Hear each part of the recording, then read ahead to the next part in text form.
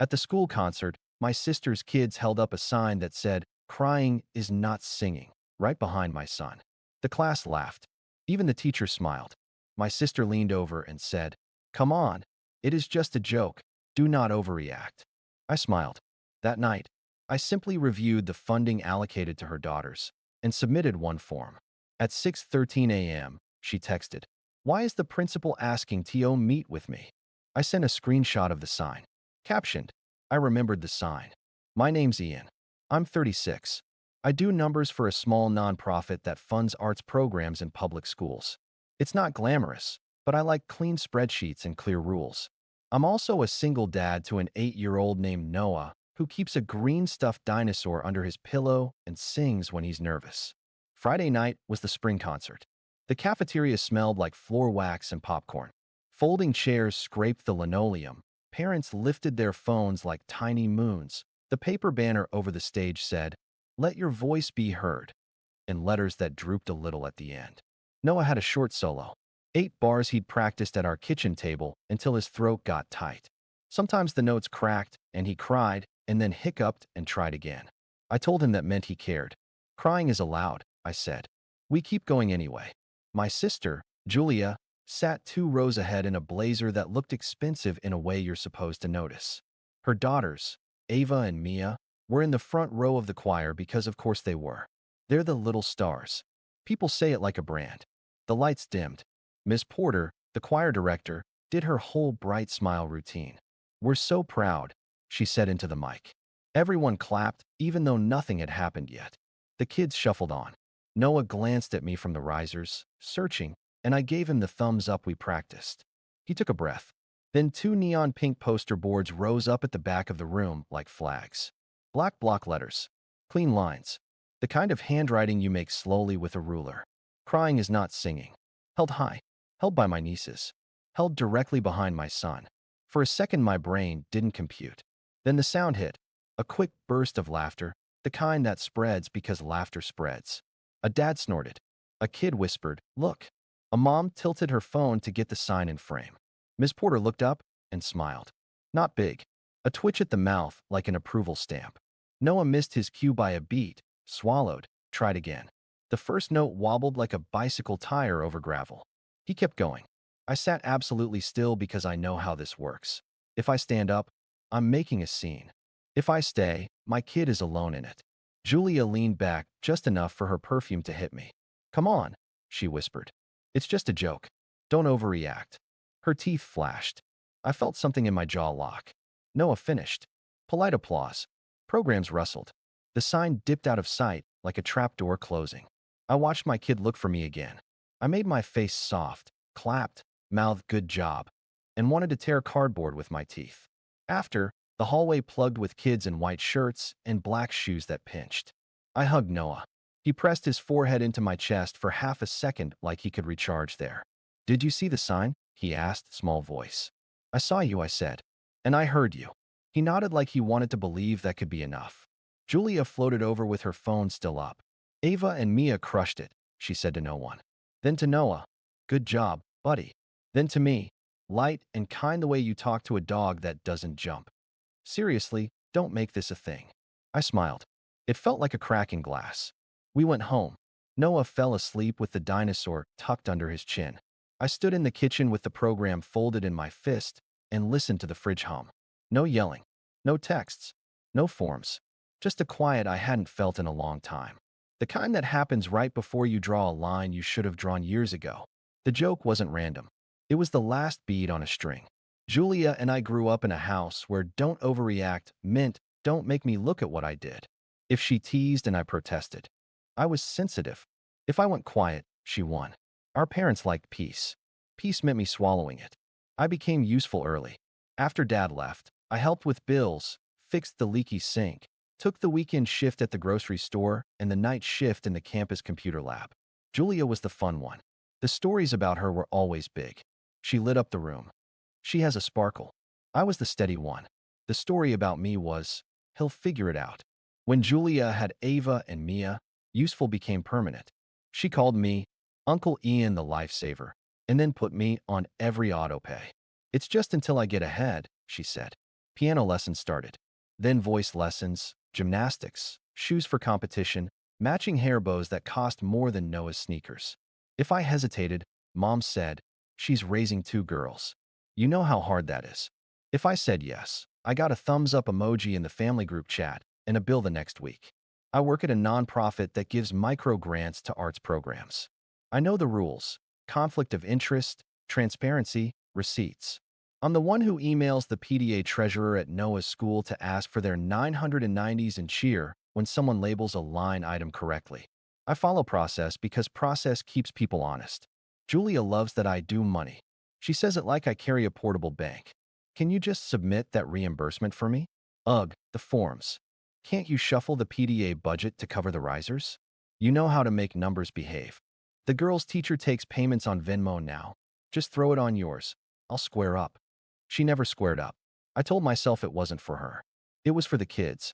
I told myself Noah would benefit too because I was building a school where art mattered. And he did, in tiny ways. New markers in the classroom. A better keyboard in the music room.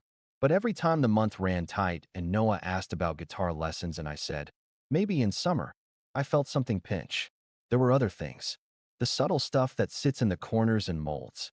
At rehearsal, when Noah cried once because the room felt like too many eyes, Miss Porter called it a learning opportunity about resilience. When Ava skipped a run-through for a smoothie, it was self-care. When Mia rolled her eyes at a classmate's off-key note, Miss Porter laughed and said, "You're not wrong." Kids repeat what they hear. A boy in Noah's class told him in the pickup line, "My mom says you're too emotional for choir." Noah looked at his shoes while he told me, voice flat. I said the grown-up thing. Sometimes people repeat things that aren't true, and wanted to scream into a pillow where no one would hear me. The sign had a prequel. 2 weeks before the concert, Julia texted a photo of glitter and markers spread on her table. "Poster time," she wrote with 10 sparkles. "Raising women who speak their minds." The corner of a neon pink board peeked out. I sent a thumbs up and didn't zoom in. 3 nights before the concert, Noah cried at dinner because he missed the high note alone in our kitchen. He hugged the dinosaur with one arm and kept singing with the other. I could hear his small voice trying to be brave. I could not hear anything funny about it. Money wrapped itself around all of this like ivy. Every month, my bank app showed the story. $85 per week to a vocal coach, Ms. P, recommended for Ava and Mia. $38 per month for a keyboard rental at Julia's house because their old one was too plasticky. $150 for a spring clinic everyone was doing. $60 here for costumes because the first pair of black shoes were the wrong black. $200 toward the regional trip because Julia said, "It's a once-in-a-lifetime opportunity, Ian, and you work for an arts nonprofit. You of all people should get it." Meanwhile, Noah and I shared Netflix with commercials, and I told him commercials build character. When I told Mom any of this, she tilted her head and said the sentence she saves for me: "You're so good with money. You can handle it." It sounds like praise. It's a leash. You might ask, why didn't you say no? I did, sometimes, in tiny ways, the kind that don't stick. I paused one autopay for a month, and Julia called crying that the coach had humiliated her in front of the other moms by asking about payment. I put the plan back on. I told myself I was protecting the girls from adult mess, even if the adult mess kept walking into the room wearing a blazer and lip gloss. Then this year Noah wanted voice lessons of his own. He asked softly, like a kid who has been trained to read the room. "If we can't," he said, "it's okay." I said, "We'll see." I meant it, and also didn't know how, because savings only stretch so far when you're the safety net for a household that isn't yours. That night after the concert, when the house got quiet and the dinosaur snored against Noah's cheek, I stood at the sink and understood the thing I'd been pretending not to know. I was paying for children who had learned that my kids' fear was a joke. And I was paying the salary of the joke. Morning made me bolder. Maybe it was sleep. Maybe it was rage with a seatbelt on. I made oatmeal with the extra cinnamon Noah likes. He hummed the melody under his breath, testing a note like you test a loose tooth. My phone buzzed on the counter. Then again. Then again. I flipped it over. "Julia, why is the principal asking to meet with me?" "Julia, answer your phone." "Julia, if you did something over a joke, you've lost it." I scrolled to last night's photo. The neon letters. My son's head right in front of them. I sent it. 3 words under it.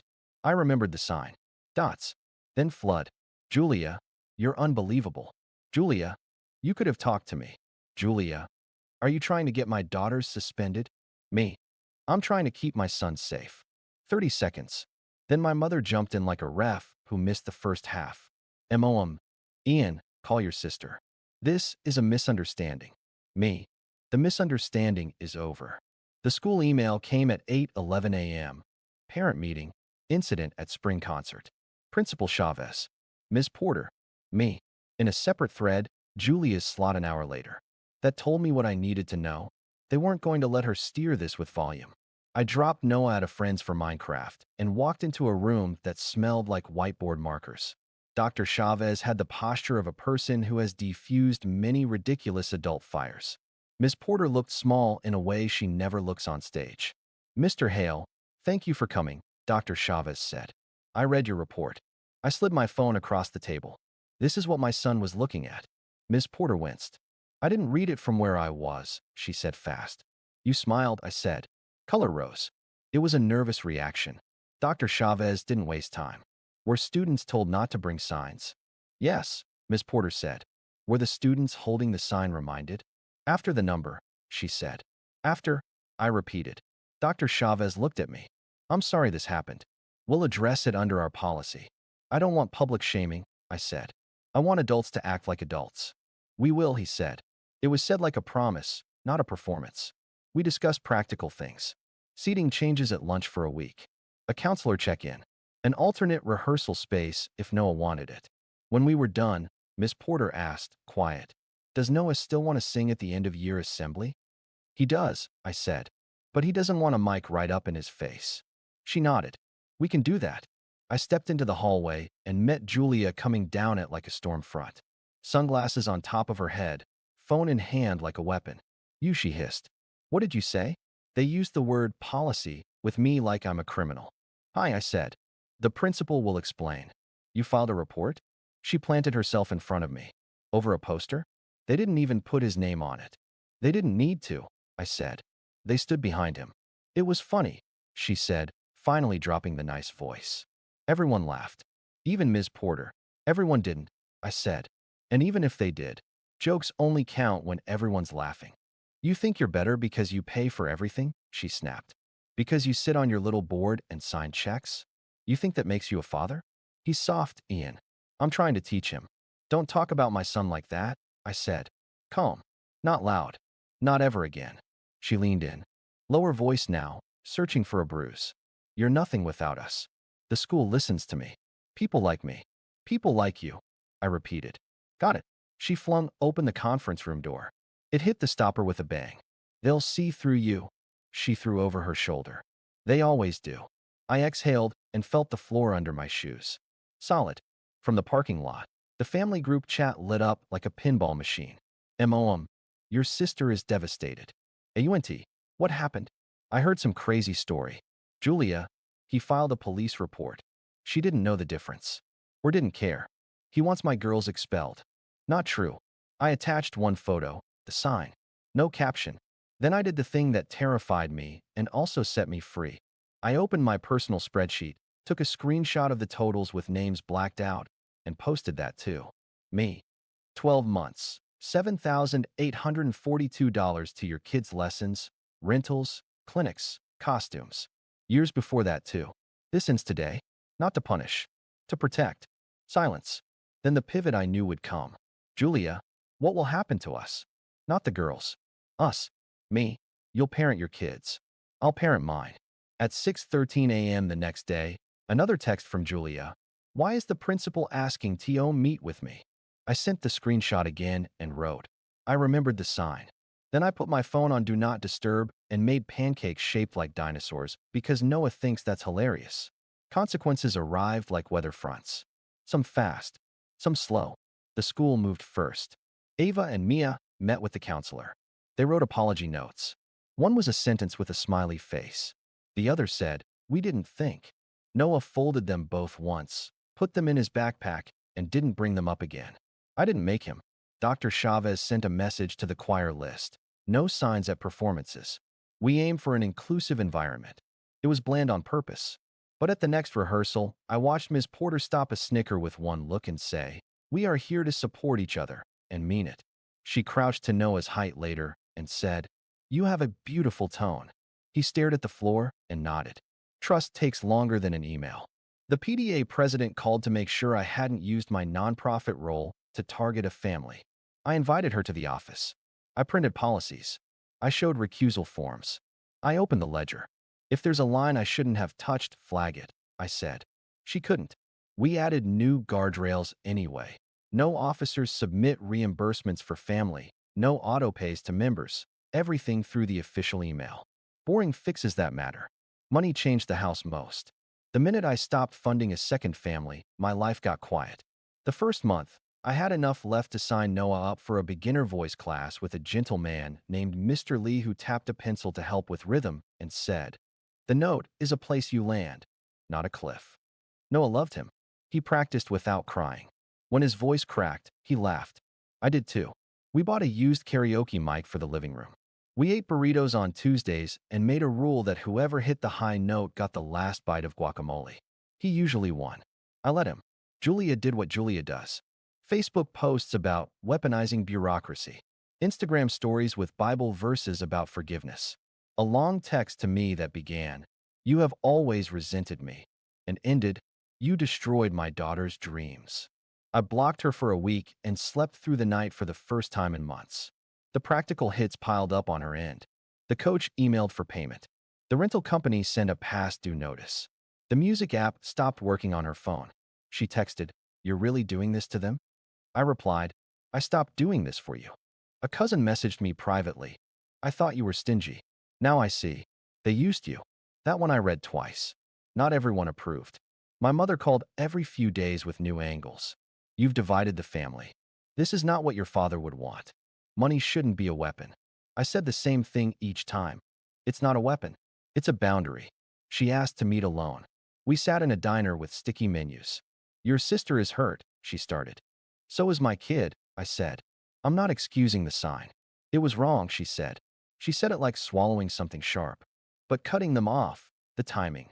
The timing was when I finally noticed I was paying for what hurt my son. I said, "You've always been generous," she said. "I still am," I said. "Just not in ways that teach Noah I'll fund his humiliation." She stirred tea she didn't drink. "You've changed." I stopped pretending, I said. When the bill came, I paid. Not because I always do. Because I wanted to leave that conversation clean. At school, small votes of confidence showed up quietly. A dad I barely know said, "Good for you." A mom told me she'd told her son that if he ever held a sign like that, he'd lose his phone for a month. Another said, "We saw? I'm sorry. None of it fixes it." It told me I wasn't crazy. 2 weeks later, Ms. Porter asked if Noah still wanted the assembly solo. She didn't ask me. She asked him directly. He said yes, but no microphone in my face. She said okay. He practiced with Mr. Lee and made a face at his own reflection when he hit the note clean. He called it his soft landing. The assembly was a Tuesday morning. The gym was too bright. I stood in the back because you can breathe better there. No signs, just phones. Before the first song, Dr. Chavez said, "Every student deserves to feel safe when they share their voice." It hung in the air like a new rule. Noah sang his 8 bars. His voice wobbled once, then steadied. He didn't look for me until the end. When he did, he didn't ask. He knew. We got mint chip ice cream afterward, even though it was 9:45 a.m. He went to school with green teeth and a smile. On the way home, my phone buzzed with a number I didn't have. "Hi," the text said. "I'm Mia's friend's mom. I just wanted to say thank you for speaking up. My daughter thinks crying is weak. Last week she told me she tried to hold her breath to stop tears. Your son singing anyway helped." I didn't post that. I didn't send it to the group chat. I just read it 3 times and put the phone face down on the counter and stood there for a minute, breathing like I'd been running, and finally stopped. Here's what I know now, in the plainest words I can manage. If you call cruelty a joke, you get to keep doing it. The laugh is the permission slip. If you pay for the joke, you become part of the punchline. I spent years being useful in the wrong direction. I told myself I was helping kids. I was. But I was also making it easy for an adult to be lazy with love and loud with blame. The sign didn't start that. It only made it impossible to lie to myself about it. Ending it didn't require a speech. It required a form, a screenshot, a canceled autopay, and one decision I keep making each morning. My kid goes first. Julia and I don't talk now. That might change. It might not. Her daughters are fine. They still sing. They still roll their eyes at everything. I hope they learn that clever can be kind. If they don't, I hope someone else draws a line sooner than I did. Miss Porter watches the room differently. She stops small meannesses before they get big. I don't need her to like my son. I need her to be the adult in the room. She can do that. Dr. Chavez already does. The PDA added boring rules that will outlast our drama and help a kid whose dad doesn't work with spreadsheets. That matters more than any apology ever will. My mother still wants a version of together that means I pay and shut up. I told her what together looks like at my table. No jokes that land on kids. No guilt disguised as tradition. No bills slid under my door with a you know how it is. If we can do that, we can share holidays. If we can't, we won't. The world won't end. It'll just be quieter. Noah still cries sometimes when he practices. Sometimes I do too, at the sink with the water running. Crying didn't ruin his voice. It taught him where the air is. He knows how to breathe. That's what singing is, breathing on purpose. Last week he asked, out of nowhere, "Do you remember the sign?" "I remember everything," I said. He nodded. I don't think about it when I sing now. That's the win. Not that I won a group chat argument. Not that someone I'll never meet texted thanks. The win is an 8-year-old boy opening his mouth in a loud room and letting something honest out without flinching because the person who loves him most chose him over politeness, over peace, over being liked. Crying is not singing, the poster said. Here's the reply I'm teaching him. Crying isn't singing, and it isn't not singing. It's a human being telling the truth about how hard it is to be brave sometimes. The sound that matters is the one you make after, the one you make because someone held the line for you while you found it. I will not be the bank that buys my son's shame. I will not let "don't overreact" talk me out of protecting him. I will keep paying for what builds him. I will stop paying for what breaks him. The only sign I keep now is on a sticky note in wobbling pencil on our fridge. Dad, crying is okay. Singing is too. That's the policy. That's the budget. That's the whole story.